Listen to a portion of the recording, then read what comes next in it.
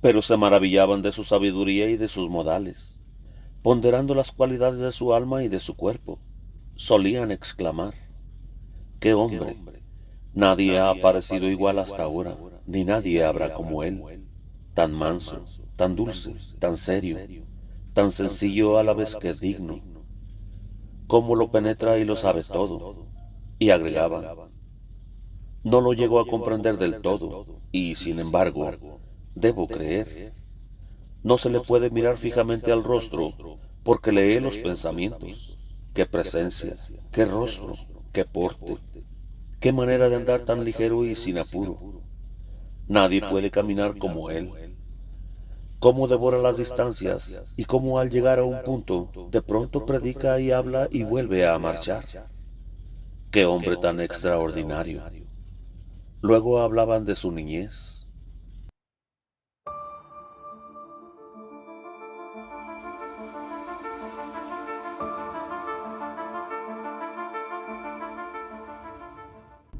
Ana Catalina Emery. Visiones y revelaciones completas. Cuarta parte.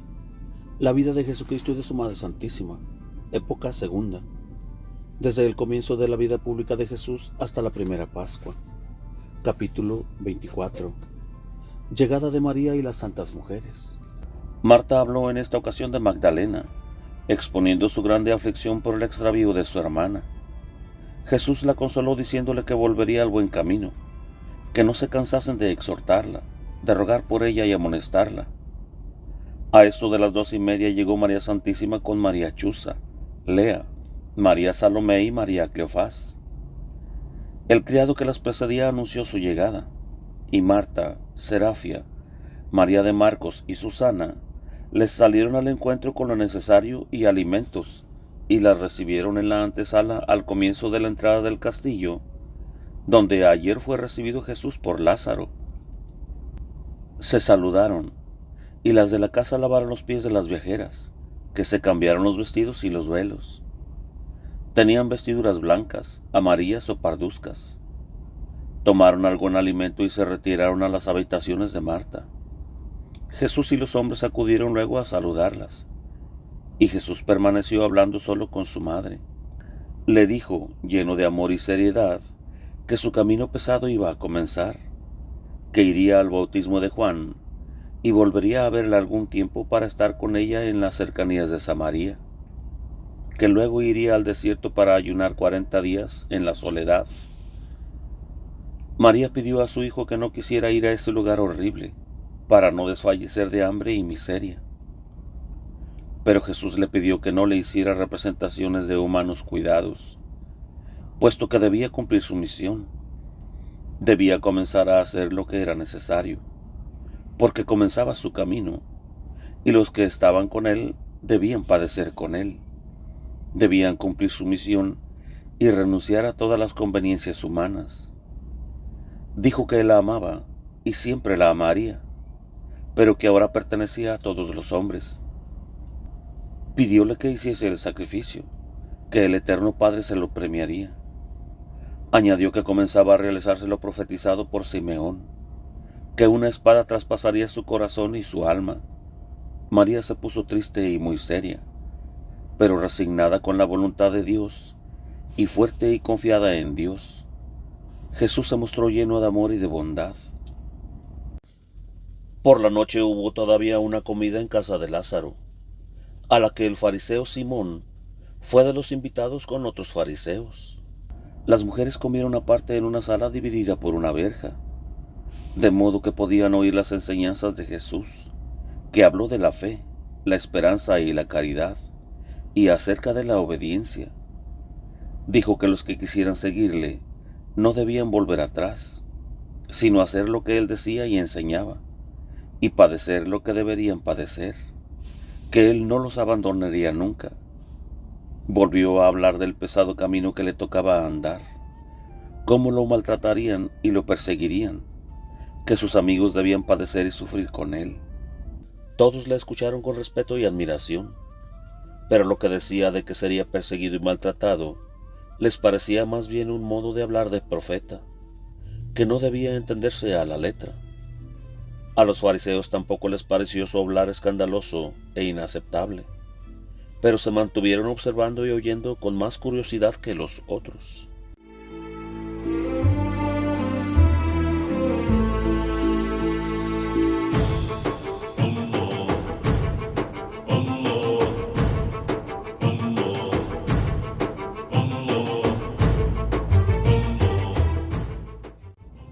Capítulo 25. Jesús marcha con Lázaro al bautismo de Juan. Después de la comida y un breve descanso, Jesús partió con Lázaro en dirección de Jericó, al bautismo de Juan. Un criado de Lázaro los acompañó algún tiempo con una antorcha, pues era de noche. Después de media hora llegaron a un albergue que pertenecía a Lázaro, y donde más tarde los discípulos hacían sus paradas y descansos. No es la misma posada, más lejos, en otra dirección, de la que he hablado otras veces y que usaban los discípulos con frecuencia. La galería donde Jesús y luego María fueron recibidos por Lázaro era la misma donde Jesús más tarde permaneció y enseñó, antes de resucitar a Lázaro, desde donde le salió al encuentro Magdalena. Cuando llegaron al albergue, Jesús se quitó las sandalias y estuvo descalzo, caminando. Lázaro le rogó que se calzase por las piedras del camino, pero Jesús le dijo: «Deja que esto se haga así, sé que debo hacerlo». En esta forma siguieron su marcha. Este desierto se extiende durante un camino de 5 horas, con desfiladeros entre las montañas hasta Jericó, y luego durante 2 horas por el rico valle de Jericó, aunque por lugares selváticos de difícil tránsito. De aquí quedaban aún 2 horas hasta el lugar donde bautizaba Juan. Jesús andaba mucho más ligero que Lázaro. A veces le precedía 1 hora de camino. Un grupo de gentes, entre ellas publicanos, volvían del bautismo al que les había enviado el mismo Jesús. Pasaban cerca de Jesús algún trecho de camino a través del desierto, hacia Betania. Jesús no entró en lugar alguno y dejó a su izquierda a la ciudad de Jericó. Había un par de pueblitos en el trayecto, pero no entró en ninguno de ellos. Los amigos de Lázaro, Nicodemo, el hijo de Simeón, y Juan Marcos habían hablado poco con Jesús, pero se maravillaban de su sabiduría y de sus modales, ponderando las cualidades de su alma y de su cuerpo. Solían exclamar: «¡Qué hombre! Nadie ha aparecido igual hasta ahora, nadie habrá como él. Tan manso, tan dulce, tan serio, tan sencillo y a la vez digno. Cómo lo penetra y lo sabe todo». Y agregaban: «No llego a comprender del todo y, sin embargo, debo creer. No se le puede mirar fijamente al rostro porque lee los pensamientos. ¡Qué presencia! ¡Qué rostro! ¡Qué porte! ¡Qué manera de andar tan ligero y sin apuro! Nadie puede caminar como él. Cómo devora distancias y cómo al llegar a un punto, de pronto predica y habla y vuelve a marchar. ¡Qué hombre tan extraordinario!». Luego hablaban de su niñez, de sus enseñanzas en el templo con los doctores de la ley, y lo que habían oído contar de su primer viaje por el Mar Muerto, cuando ayudaba a los hombres, y otras 1000 cosas. Pero ninguno sospechaba que Jesús era Dios. Lo encontraban más grande, más sabio que todos los hombres, y lo veneraban, pero se mostraban esquivos en su presencia. Solo lo tenían por un hombre extraordinario. Obed era un hombre de edad, hijo de un hermano del marido de la anciana Ana del templo. Era uno de los ancianos del templo, del Sanedrín. Era piadoso y fue discípulo oculto de Jesús, y mientras vivió, ayudó a la comunidad de Jesús.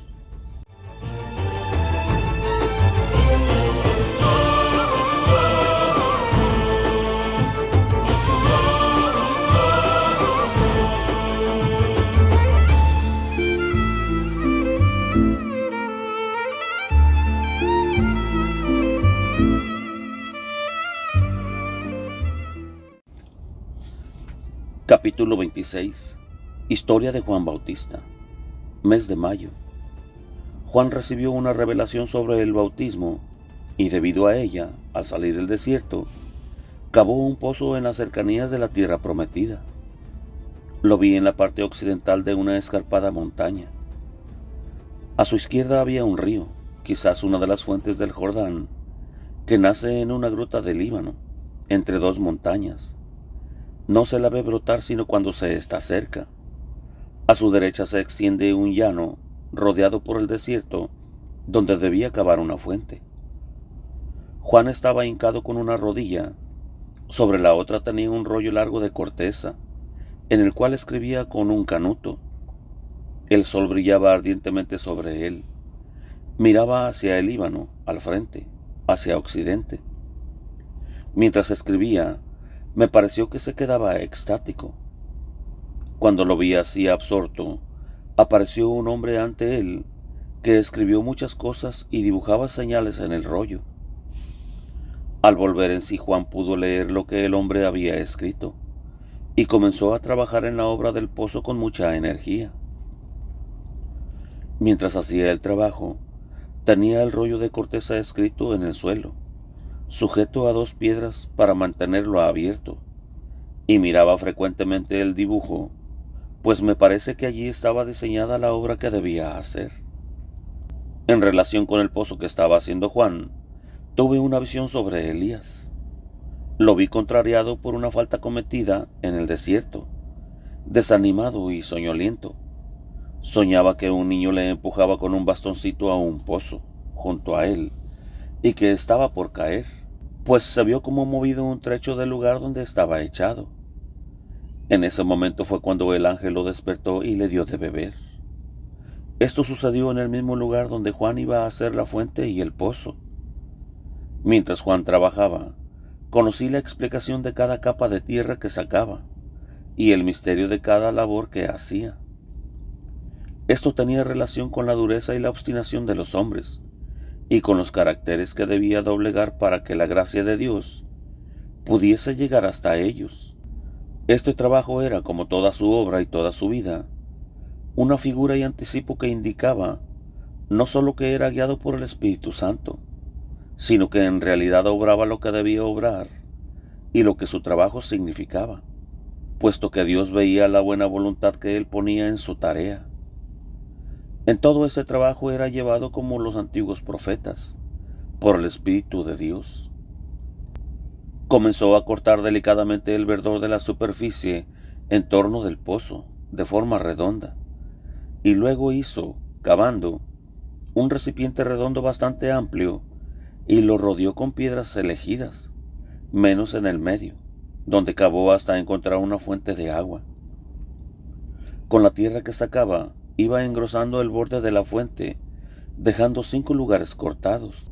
Frente a 4 de estas aberturas, plantó 4 arbolillos a igual distancia. Estos árboles tenían la copa verde. Eran de 4 clases diferentes, con su significación particular. En medio de la fuente plantó un árbol especial, de hojas delgadas y ramas piramidales con brotes y espinas. Este árbol había estado algún tiempo reseco delante de su gruta. Los otros 4 parecían arbustos y tenían bayas, y les hizo en torno un refuerzo, amontonando tierra. Cuando hubo llegado con su excavación hasta el agua donde plantó el árbol mencionado, pasó a hacer un canal que partía desde el río que corría junto a su gruta hasta el pozo cavado. Para esto lo he visto juntar en el campo muchas cañas que iba uniendo unas a otras y las hacía llegar hasta el pozo, y luego cubría estos canales con tierra. Podía a voluntad cerrar estos canales o abrirlos. Había hecho una senda a través de los matorrales hasta la abertura de su fuente, senda que corría alrededor del pozo entre los 4 árboles y las aberturas. Delante de la abertura dejada como entrada, no había plantado árbol alguno. Solo este lado de la fuente estaba libre. Los otros estaban cerrados con matorrales o piedras. En torno de los 4 árboles plantó una hierba que no me es desconocida. La tuve desde niña por muy apreciada y cuando la encontraba la plantaba cerca de mi casa. Tiene un tallo alto y jugoso, con brotes de color rojo oscuro, y es muy medicinal contra granos y dolores de garganta, según hoy lo he entendido. Plantó también otros arbolitos y diversas hierbas. Durante su faena, él miraba de tanto en tanto el rollo dibujado y medía las distancias con su bastón. Me parece que todo lo que hacía y hasta los árboles estaban diseñados en el rollo escrito y dibujado. Recuerdo haber visto que dibujaba la figura del árbol que puso en medio de la fuente. Trabajó durante varias semanas y solo al terminar su trabajo apareció un poco de agua en el fondo de su fuente. El árbol del centro, que parecía marchito y seco, reverdeció. Juan fue a buscar agua de otra fuente y la derramó adentro. El recipiente que usó parecía hecho de gruesas cortezas, en forma de saco y calafeteado con pez o resina. Esta agua provenía de una fuente que surgía cerca, junto de su gruta, que en otro tiempo él había hecho brotar hiriendo la peña con su bastoncito en forma de cruz. He oído en esta ocasión que él no hubiera podido hacer el pozo en ese lugar, porque era todo de piedra y esto tenía su significado. Dejó entrar tanta agua cuanta era necesaria. Cuando sobrepasaba la medida, era para salir por las aberturas y regar las plantas alrededor del pozo. He visto después que Juan entró en el agua hasta medio cuerpo, que se abrazaba con una mano al árbol erguido en medio de la fuente y con la otra sostenía un bastoncito al que había añadido una cruz y una banderita con la cual pegaba en el agua haciéndola saltar sobre su cabeza. Cuando hacía esto, vi que descendía una luz sobre él y se derramaba sobre él el Espíritu Santo, mientras dos ángeles aparecían en el borde de su fuente y le hablaban. Todo esto fue lo último que hizo en el desierto. El pozo estuvo en uso aún después de la muerte de Cristo. Cuando los cristianos huyeron por la persecución, he visto que seguían trayendo a los enfermos y a los viajeros para ser bautizados allí, donde acostumbraban a rezar sus preces. En tiempo de Pedro estaba el pozo rodeado de un cerco. Después de esta obra salió Juan del desierto y fue hacia donde le esperaba su gente. Su presencia era imponente, alto de estatura, aunque delgado y enjunto por los ayunos, de fuerte musculatura, de porte noble, atrayente, puro, sencillo y compasivo. El color de su rostro bronceado, la cara demacrada y el aspecto serio y enérgico, los cabellos castaño oscuros y crespos y la barba corta. A la mitad del cuerpo tiene una tela que le llega hasta las rodillas. Lleva un manto oscuro que parece hecho en 3 pedazos. Una piel sujeta con una correa le cubre las espaldas. Los brazos y el pecho están descubiertos, el pecho curtido por la intemperie y cubierto de vello del color de su manto. Lleva un bastón con curvatura como el que usan los pastores.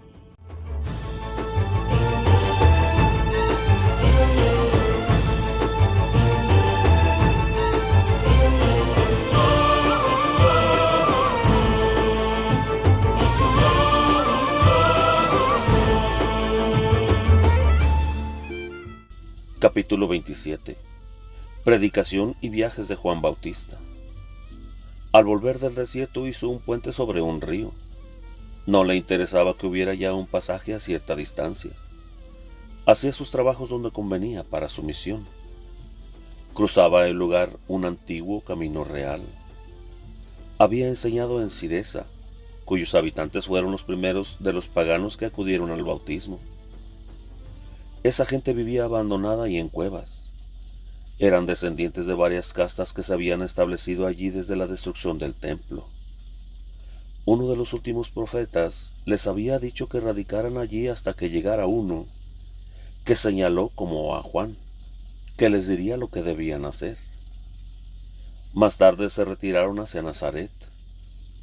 Juan no se dejaba impresionar por nada de lo que lo rodeaba y solo hablaba de un asunto: hacer penitencia, pues se acercaba el Mesías. Todos le admiraban, permaneciendo absortos en su presencia. Su voz era penetrante como una espada, potente y severa, pero con todo bondadosa. Se asociaba con toda clase de gentes y con los niños. En todas partes iba derechamente a su objetivo. No le importaba nada. No pedía ni necesitaba cosa de nadie. Lo he visto recorrer los desiertos y penetrar en los bosques. Lo he visto cavar, remover piedras, desarraigar árboles o plantarlos, preparar asientos. A los hombres que le veían los llamaba para que le ayudasen y le obedecían. A veces los sacaba de sus chozas. Todos lo respetaban. En ninguna parte paraba mucho y cambiaba constantemente de lugar. Anduvo por los caminos de Galilea, alrededor del lago, sobre Tarichea y el Jordán, por Salem, en el desierto hacia Betén y hacia Jerusalén, porque no quiso ir allí en toda su vida, ya que sus quejas y lamentos estaban dirigidos muchas veces contra la ciudad depravada. Aparecía siempre lleno de sumisión y destino, serio, severo, sencillo y celoso, clamando a una voz: penitencia, preparad los caminos del Señor, el Salvador viene. Después volvía a su lugar por el Valle de los Pastores. Sus padres ya habían muerto. Entre sus primeros discípulos había algunos jóvenes que eran parientes de Zacarías. Cuando Juan pasó por Betsaida, Cafarnaúm y Nazaret, no lo vio María, porque después de la muerte de José salía poco. Pero algunas personas de su familia habían oído sus palabras y hasta le acompañaron un trecho de camino. 3 meses antes de empezar a bautizar, recorrió Juan el país por 2 veces, anunciando al que debía de venir después de él.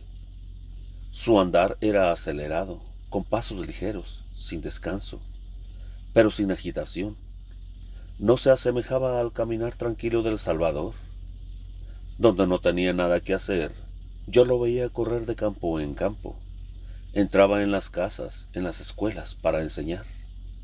Reunía a las gentes en las plazas y en las calles para hablarles. He visto que los fariseos y los grandes del pueblo a veces lo detenían para impedir su predicación, pero luego quedaban maravillados y admirados, y lo dejaban en paz. La frase «preparad los caminos del Señor» no eran solo figuras retóricas. He visto que Juan recorría todos los caminos que Jesús y los apóstoles hicieron después, removiendo los obstáculos y allanando las dificultades. Limpiaba de matorrales y piedras los caminos y hacía sendas nuevas. Colocaba piedras en ciertos lugares de vado, limpiaba los canales, cavaba pozos, arreglaba fuentes obstruidas, hacía asientos y comodidades que después el Señor usó en sus viajes. Levantó techados donde Jesús más tarde reunió a sus oyentes, o donde descansó de sus fatigas. En todos sus trabajos este hombre sencillo y serio despertaba la admiración de todos los que le observaban o ayudaban, aun en las chozas de donde los sacaba para que le prestasen herramientas. En todas partes era rodeado y sin miedo los exhortaba a la penitencia por la proximidad del Mesías, llamándose a sí mismo el preparador de sus caminos. A menudo lo he visto indicando la dirección por donde Jesús caminaba en esos momentos. Con todo, nunca lo vi junto con Jesús, aunque a veces no estaban más que a 1 hora de camino uno de otro en sus viajes. Una vez Juan dijo a las gentes que él no era el Salvador esperado, que no era más que un humilde preparador y precursor, y que allí, indicaba a poca distancia, iba el Salvador. Juan en realidad vio solo 3 veces en su vida al Salvador. La primera, en el desierto, cuando la Sagrada Familia, en su huida a Egipto, pasó cerca de donde estaba Juan, y éste, guiado por el Espíritu, se acercó a saludar a su maestro que le había santificado desde el seno de su madre. Juan sintió la cercanía de su Salvador, que tenía entonces sed. Oró y tocó con su vara la peña, de la cual brotó abundante agua. En aquella ocasión corrió delante el niño Juan, y vio a María, a José y a Jesús. Yo lo vi danzar y saltar de contento allí donde brotó la fuente, mientras jugueteaba con la banderita que llevaba consigo. La segunda vez lo vio al bautizarlo. La tercera, cuando pasó junto al Jordán y dio testimonio de él delante de sus discípulos. He oído que Jesús ponderaba delante de sus discípulos la mortificación de Juan, que en ocasión del bautismo realizó las ceremonias del rito solo por cumplir su deber, aunque su corazón estaba quebrantado de amor por su Salvador, por el deseo de estar con él y seguirle. Dijo también Jesús que Juan se alejaba de su presencia por humildad y mortificación, porque su gusto hubiera sido visitarlo a menudo y permanecer con él.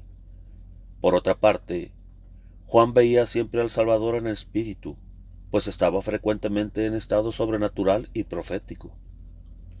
Veía en Jesús el cumplimiento de la promesa y la realización de las profecías acerca de su misión. Jesús era para él no un contemporáneo y un conciudadano. Era el Salvador del mundo, el Hijo de Dios hecho hombre, el Eterno aparecido en el tiempo, y por esto no podía siquiera pensar en vivir con él y familiarizarse en su presencia. Por otra parte, Juan mismo se sentía desvinculado de los hombres y no estaba enredado en ninguna de sus costumbres. Desde el seno materno estuvo prevenido y regido por el Eterno, puesto en relación sobrenatural por el Espíritu Santo con su Redentor. Desde pequeño niño fue como sustraído del mundo y permaneció en el desierto, no sabiendo nada más que las cosas de su Redentor, hasta que salió, como nuevamente nacido del desierto, para cumplir su misión seriamente, con entusiasmo, enérgicamente, sin preocuparse de lo que pasaba en el mundo. Su desierto es ahora Judea, y como antes había hablado con animales, pájaros, piedras, plantas y árboles, mientras vivía en medio de ellos, así ahora lo hace con los hombres y pecadores, sin cuidarse de sí mismo ni de lo que pasa a su alrededor. Él no habla, no sabe, y no ve otra cosa sino a Jesús. Su palabra es: Él viene, preparad el camino, haced penitencia y recibid el bautismo. Ved al Cordero de Dios que lleva los pecados del mundo. Puro y limpio como un niño en el seno materno, salió del desierto. Puro y sencillo es ahora, como un niño en los pechos de su madre. He oído que Jesús decía a sus apóstoles: Él es puro como un ángel, nada impuro, ningún pecado llegó a mancharlo, ni una mentira llegó a sus labios.